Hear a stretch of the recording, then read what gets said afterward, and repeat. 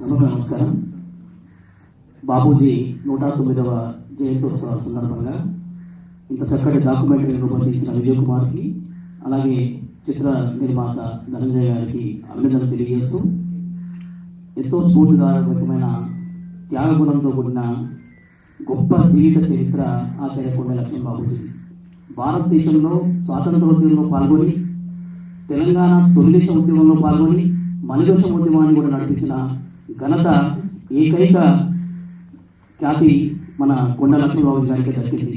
మరి ఇలాంటి గొప్ప చరిత్ర నుంచి మనం నేర్చుకోవాల్సింది ఎంతో ఉంది.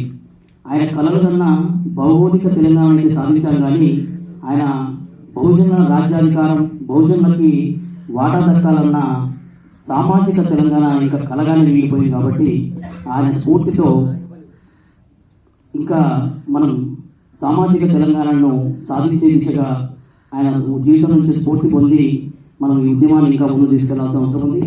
అలాగే వేదిక మీద ఉన్న పెద్దలందరికీ కూడా ఆయన జీవిత చరిత్రని ఈనాటి తరానికి అందించడానికి పాఠ్య పుస్తకాల్లో చేర్చాల్సిందిగా మీరు చర్య తీసుకుంటారని తెలియజేస్తూ అవకాశం ఇచ్చిన పెద్దలకి నమస్కారం.